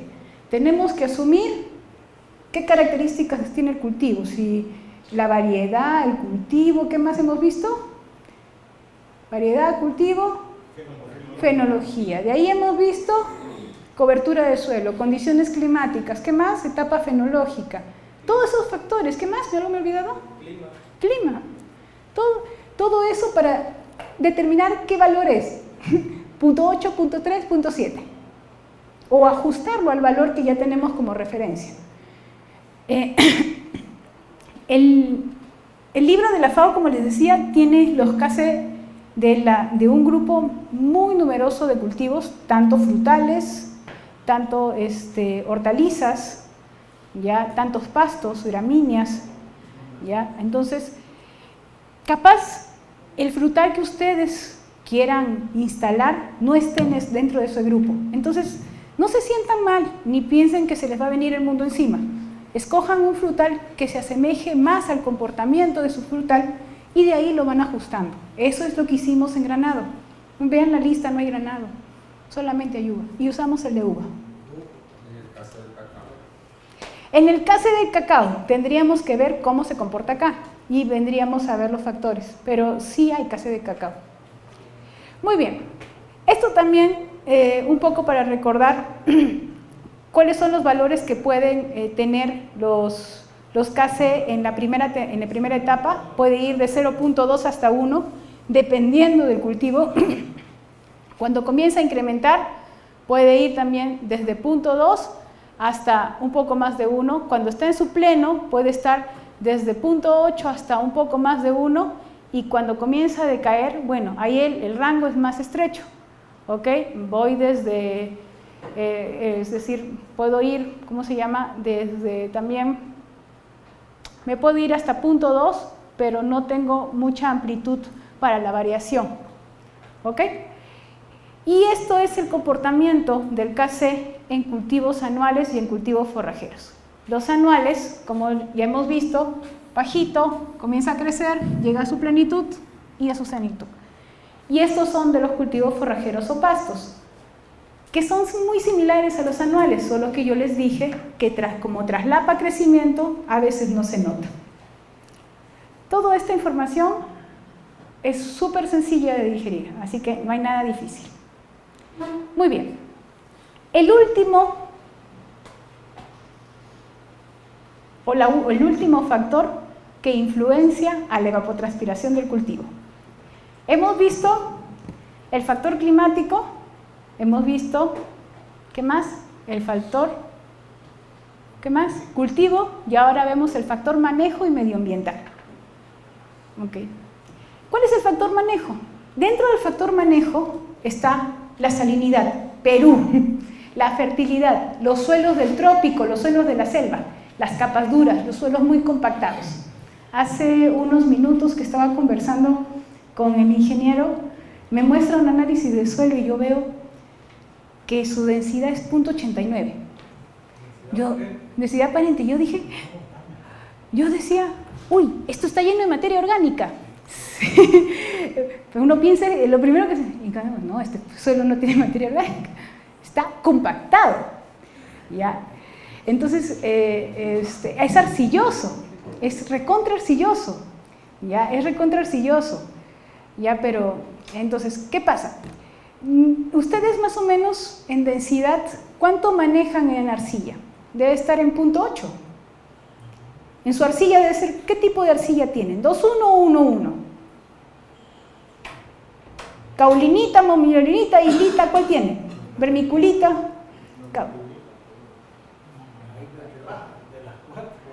La que se resquebraja. Ah, ok, esa es vermiculita. Esa es vermiculita, la que se contrae y luego se forma así como una resquebrajadura en todo el suelo. Muy bien, esa es vermiculita. Esa. Trabajar en esos suelos es súper difícil, son tan plásticos. Su densidad está en 0.8, porque normalmente la densidad de las arcillas se considera entre 1 y 2. ¿Ok? Pero cuando vi 0.89 dije, está compactado. ¿Por qué está compactado? Muy sencillo, recuerden que a mayor densidad lo que he generado es reducir volumen, ¿sí o no? Para que incremente la densidad. Si yo tengo un valor referencial que es 0.8 y me sale 0.89, estoy diciendo el volumen se redujo, es decir, poro se redujo. Y ahí hay un problema, porque si poro se redujo, de hecho que los microporos van a seguir, lo que se redujo, ¿cuál fue? Macroporos. Pero en fin, enfermedades. Enfermedades es otro factor dentro del factor manejo y condiciones ambientales, ¿ya?, que van a modificar la evapotranspiración, mal manejo del suelo. ¿Y cómo vamos a manejar el suelo mal? Muy sencillo. Paso la cosecha, ¿cómo está? Bueno, paso a cosechar y dejo que mis cosechadores todos los días pisoteen el mismo lugar. ¿Qué están haciendo? Compactando. ¿Ya? O si no, yo quiero cosechar todo en un día y meto una carga de 100 personas en una hectárea. Solo por terminar, ¿no? O en una manzana, como serían ustedes. Imagínense el peso de 100 personas caminando, caminando, recolectando, recolectando, más apurado que estés, ¿no? O lo otro mal manejo. Yo sé que tengo capas duras y doy un riego y una fertilización con abundante agua. ¿Qué va a pasar? Anego todo, lo anego. Condiciones hidromórficas. Entonces, ¿es mal manejo? O si no, otro mal manejo, le aplico un fertilizante que no le corresponde en esa etapa fenológica y lo aborta todo lo que tenga que abortar o lo cambia. Entonces, puede pasar. Muy bien. Prácticas y o actividades que alteran el microclima. ¿Ok? Eso también, prácticas que alteran. ¿Ustedes cambiaron su microclima al colocar mulch o coberturas muertas y coberturas vivas? Sí, claro que sí. ¿Cultivos asociados cambiaron el microclima? Sí, entonces también. Bueno, lo importante de esto no es ver los aspectos positivos, sino los aspectos negativos que van a hacer que limiten el desarrollo del cultivo. Y cuando limitan el desarrollo del cultivo, ¿qué pasa con la evapotranspiración? Se viene abajo. Es decir, si yo le estoy generando estrés a mi planta y mi planta no crece, ¿ya?, ¿va a tener metabolismo activo? No. Entonces, las funciones como transpiración, fotosíntesis y crecimiento, ¿van a estar trabajando? No. Entonces, el Kc va a ser menor. Muy bien. Otros factores, dice, que deben considerar es la cubierta del suelo, que lo hemos visto, la densidad del cultivo, eso es cierto. Buen punto. ¿Qué cantidad de plantas por hectárea colocan de maíz? Por manzana. 40. Anda ahí por eso. De 35, a ver, de 35 a 40. Ya, eso es, decir, 5 por 7, 35, ¿no? Entonces, 5 por 10, ya, 50. Nosotros colocamos entre 55.000 a 60. ¿Ok? Mientras más denso el cultivo, mientras más denso, ¿no estoy limitando el crecimiento de uno y otro? Sí. Algunos dicen que hay que hacerlo más denso, pero hay que manejarlo bien, nutrición, hay que manejar bien riegos y otros aspectos más para que pueda producir. Pero si yo coloco todas muy pegaditas, ¿qué voy a generar? Competencia. Y al generar competencia, ¿qué hago? Que reduzca su crecimiento y el Kc también se viene abajo. Listo. Muy bien. El aspecto del agua, ya lo habíamos hablado, saturación, ya hace pues que la planta tampoco respire, que la planta tampoco tome nutrientes, entonces no crece, entonces el Kc también es bajo. Muy bien. ¿Qué más hay por acá? Esto todo ya lo he mencionado, excepto esto. ¿Cómo se calcula este famoso, ya, ETC ajustado, que es producto del factor manejo y condiciones climáticas? ¿Cómo lo calculo? Se calcula a través de un Kc, ya, ajustado, o un Ks. ¿Qué es un Ks? Bueno, eso no lo hablé, pero bueno, un Ks es un valor, ya, una constante que se llama constante de saturación en suelo saturado, que es una ley de flujo de agua según la ley de Darcy, pero eso no viene al tema, ya, así que saquémoslo. Ya. Pero un Kc ajustado viene a ser, para mí y para todos ustedes, el valor que ustedes van a ajustar a lo que se les salga de sus cálculos, a lo que hayan en sus cálculos, en función a las características de su cultivo. Por ejemplo, Si ustedes determinaron su KC, ¿ya? Y les salió perfecto cuánta agua van a utilizar, todo, pero saben que su cultivo está en un suelo altamente degradado y poco fértil, ¿ajustarían su KC, sí o no? Sí. Teóricamente yo usé un KC, que obviamente ha considerado la planta, todas esas cosas, pero el manejo que le estoy haciendo, ¿en dónde es? Es un suelo muy degradado, que ni siquiera le voy a poner cobertura, lo voy a dejar ahí nomás, que viene la lluvia y va a seguir erosionando el suelo. ¿Tengo que ajustar mi KC? Sí tengo que ajustar mi KC. Entonces, nuestro mismo manejo nos va a decir, no he encontrado valores del KC ajustados recomendados, pero ¿qué experiencia tengo al respecto? Tengo un compañero, en el que les contaba el día de ayer, que tiene agua de 25 y suelo de 20 de conductividad eléctrica, suelos sódicos, prácticamente mejor que produzca sal. Pero sin embargo el espárrago está feliz ahí, está súper feliz. Entonces, ¿qué sucede? Tiene como 7 lotes para regar, cada uno con una realidad diferente. A Dios gracias, él sí intervino en el diseño agronómico de su lote. Entonces, los suelos lotizados, ¿ya? Los sectores el cual fertiliza, riega, tienen las mismas características, tanto texturales como condiciones químicas. Y eso es muy bueno, ¿ya? Y eso lo ha llevado a ajustar el riego en cada una. En el que tiene sodio, ¿ya? Aunque no lo crean, él reduce el contenido o él reduce el KC. ¿Por qué? Porque si le da más agua, el suelo se va a saturar porque el sodio va a ejercer potencial osmótico. Entonces yo necesito menos agua para que pueda oxigenarse al menos. Pero él, aparte de eso, dentro de su manejo aplica pues yeso y otras prácticas culturales que nosotros hacemos. Perdón, ¿sí? ¿Es porque tiene su agua salina también? También su agua salina. Buena agua. En realidad el agua salina le ayuda mucho, ayer veíamos eso, el agua salina contrarresta, pero da la casualidad que el agua salina también tiene sodio, entonces su RAS es alto. Entonces él está en unas condiciones extremas, pero sin embargo, como le digo, es el cultivo que ya se acostumbró a eso. El cultivo está acostumbrado, lo único que hay que mejorar es la producción, que se está viniendo un poquito abajo. Debe ser uno por los años y otro es porque ha incrementado bastante la conductividad. Tal vez se habrá incrementado de 3 a 4 unidades, que es bastante.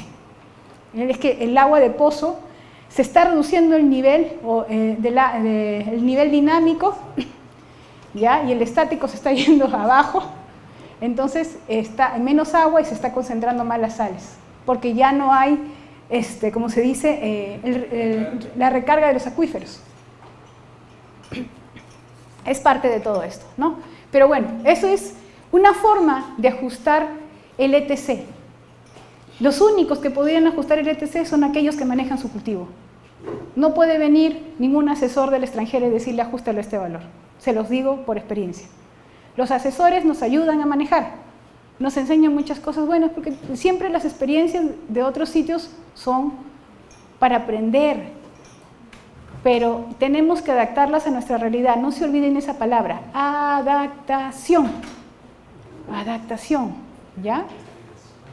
Ok, finalmente, esto es lo que hemos visto. En resumen, hemos visto las condiciones climáticas CTO, sumadas al factor cultivo ETC. Y si tengo alguna condición extrema que le genere a mi planta que reduzca crecimiento, le hago un ETC ajustado. Muy bien, entonces la pregunta es, ¿ya llegamos a determinar el requerimiento hídrico del cultivo? Sí, ya llegamos. Si hallamos el ETC, eso es el requerimiento hídrico del cultivo. Miren, siempre hay que ser muy ordenados en esto. Es una de las características que no debemos perder. La verdad, la cualidad de ser ordenados en los agrónomos no es algo en lo cual sobresalgamos y seamos los primeros, ¿ya? Nos cuesta mucho, ¿ya? Yo les digo, plasmar en Excel los programas, todo eso, fórmulas, no me gusta. Pero sin embargo, con una vida no puedes jugar, y menos con el dinero de una empresa. Si es tuya, mucho más.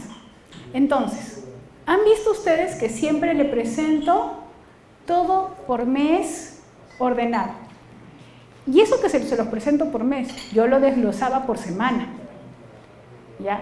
Y eso, que ese desglose por semana lo tenía por día, ¿ya? Pero por una cuestión de manejo y practicidad, es mejor manejarlo por mes y con el valor promedio como lo que ustedes han hallado acá.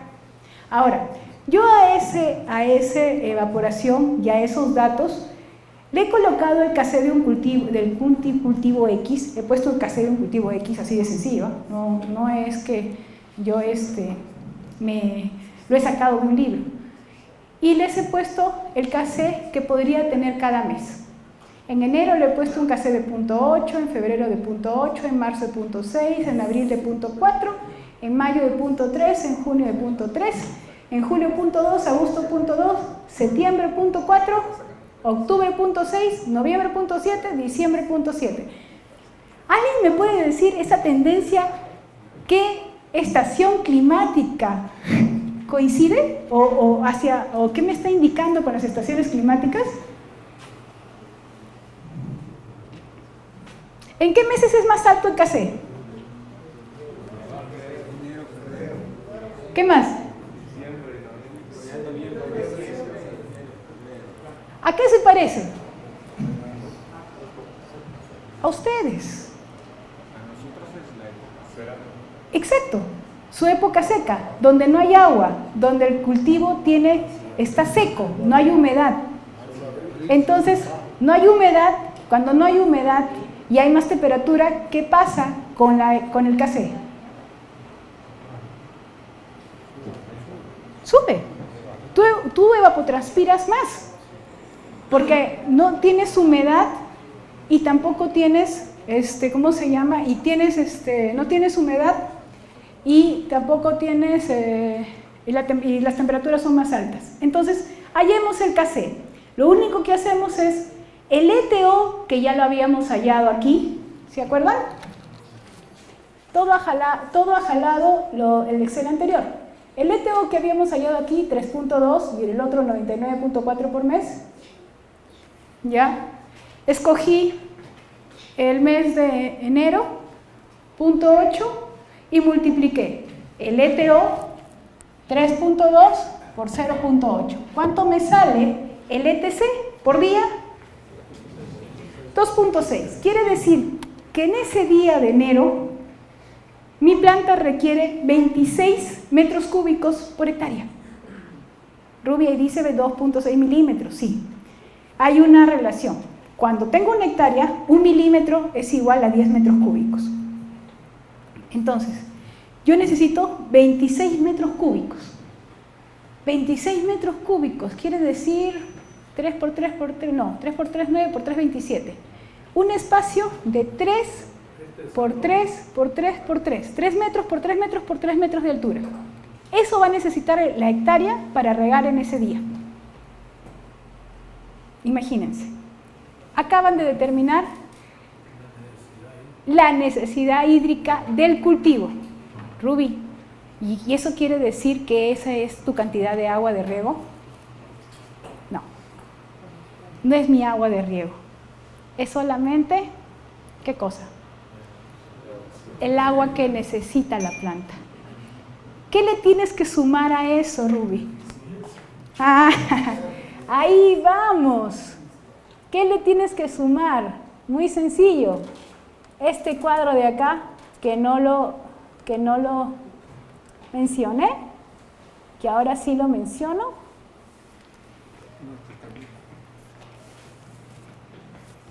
¿Ok? Me dice, ¿ok?, que este ETC de mi cultivo, ¿ya?, en realidad sigue avanzando. ¿Y qué va a considerar? ¿Qué cosa? Las pérdidas por percolación en el suelo, lo que se vaya en el suelo por la textura, que va a considerar ¿cómo se llama? El porcentaje de área bajo riego. ¿Qué es eso? como en la foto de plátano. Yo no riego el 100% del suelo, solamente estoy regando un porcentaje menor, el área neta, no el área total. ¿Ok? Voy a considerar fracción de lavado. Esto es cuando tengo sales. ¿Ya? Voy a considerar la eficiencia del riego según el método de riego que yo escoja, pero como hoy día es fertirriego, mi eficiencia está entre 90 a 95, 85 a 95, como ustedes quieran. Entonces eso, lo que acabamos de hacer con ETC no es mi riego, no es tu riego. Se llama lámina neta, requerimiento hídrico del cultivo. ¿Qué más? Necesidad hídrica del cultivo o lo que necesita el cultivo para crecer y desarrollarse, nada más. Ruby, ¿vamos a saber cuánto regar? Sí, eso lo vamos a saber de un ratito. ¿Hasta ahí está bien? Muy bien.